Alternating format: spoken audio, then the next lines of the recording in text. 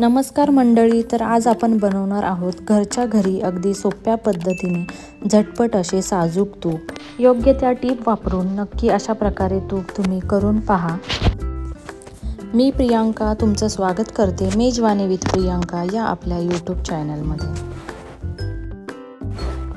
तर इथे मी एका काचेच्या डब्यामध्ये साई साठवून ठेवलेली आहे।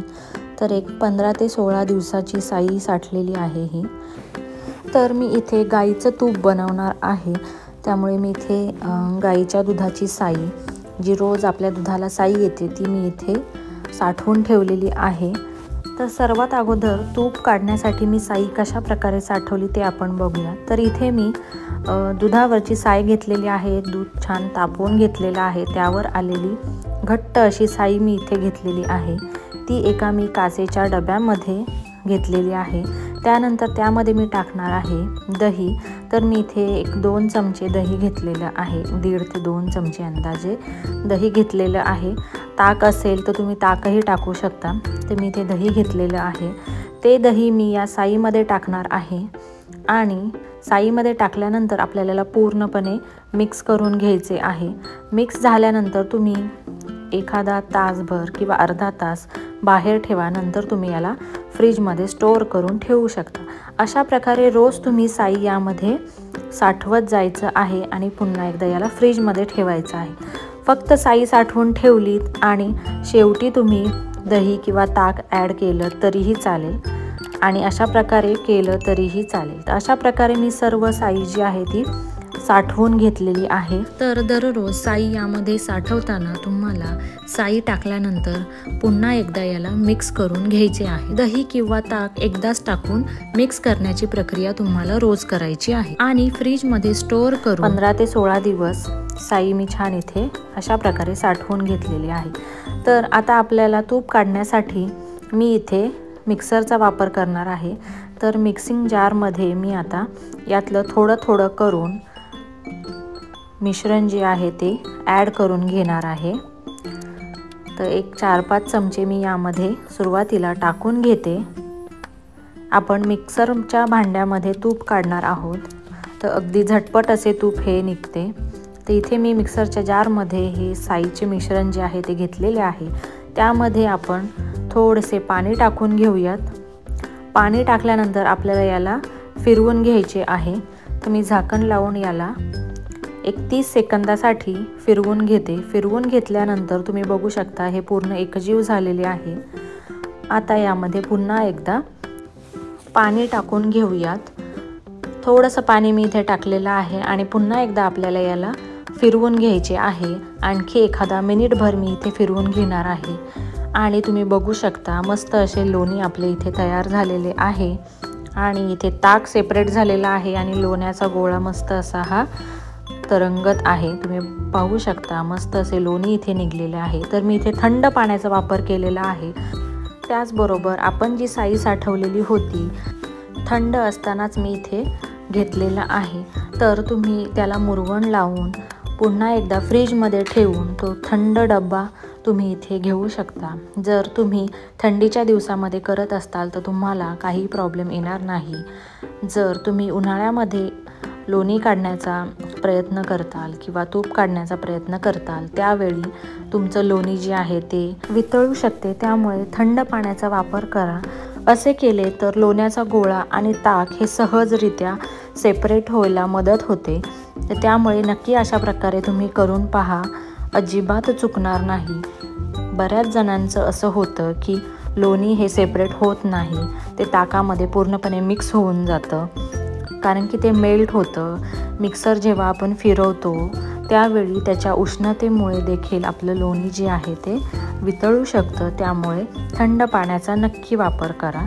तर तुमचं अशा प्रकारे लोणी जे आहे ते अगदी सहजपणे सेपरेट होईल आणि अगदी झटपट असं हे लोणी आपल्याला तयार होतं। तर अशाच प्रकारे थोड्या थोड्या बॅचमध्ये मी सर्व साई जी आहे ती फिरवून घेणार आहे आणि त्याचं लोणी जे आहे ते आपण काढून घेऊया।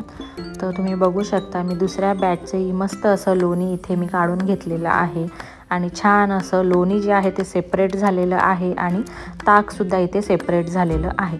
तर हे जे ताक आहे ते तुम्ही खाण्यासाठी किंवा कढीसाठी वापरू शकता, पण पहिल्यांदा त्याची चव घेऊन बघा। खूप दिवसाची जर साई असेल तर या ताकाचा कदाचित वास येऊ शकतो, तर त्यामुळे अगदी थोड्या दिवसांचं तुम्ही फ्रेश असं ताक बनवत असताल तर तुम्ही नक्कीच त्याची कढी किंवा असंही ताक पिऊ शकता, पण अगोदर नक्की टेस्ट करून पहा।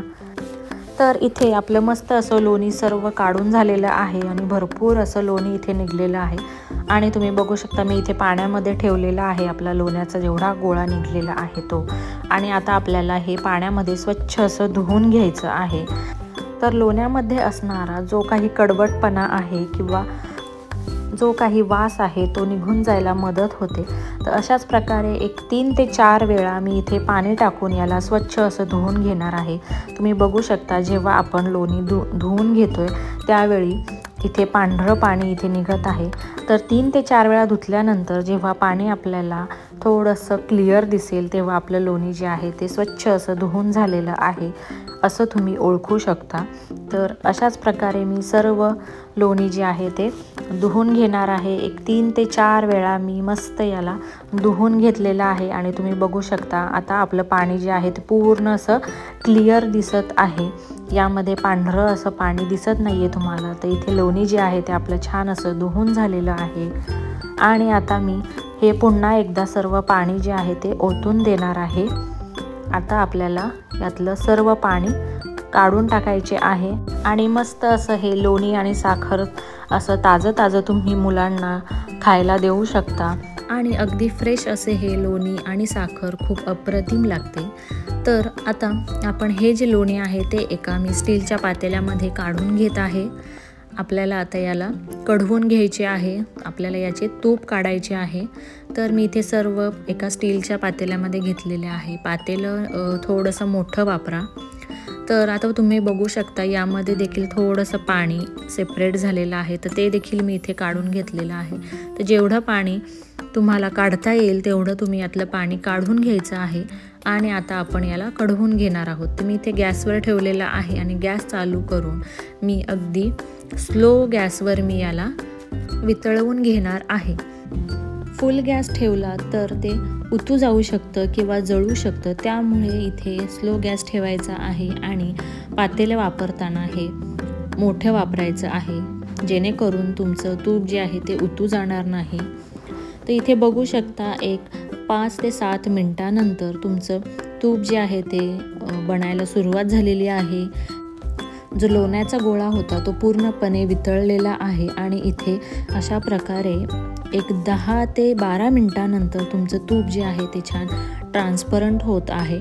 आणि इथे बघू शकता जेव्हा तुमचं तूप जे आहे ते अशा प्रकारे शांत व्हायला लागेल तेव्हा इथे थोडासा पाण्याचा यावरती शिपका द्यायचा आहे जेणेकरून तुमचं तूप जे आहे ते छान रवाळ होईल।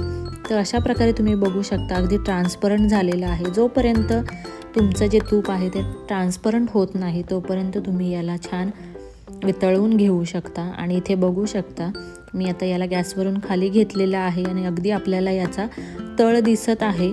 तर इथे आपलं तूप जे आहे ते छान तयार झालेलं आहे।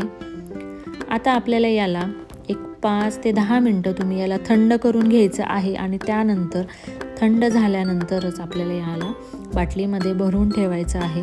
आणि इथे एक 10 मिनिटानंतर तुम्ही बघू शकता अगदी छान असं इथे आपलं तूप मस्त असं तयार झालेलं आहे। साजूक तूप घरच्या घरी आणि झटपट असं इथे बनवून तयार आहे। आणि आता आपण याला गाळून घेऊयात आणि तुम्ही बघू शकता गाळून घेतल्यानंतर देखील मस्त असं तूप इथे आपलं रेडी झालेलं आहे।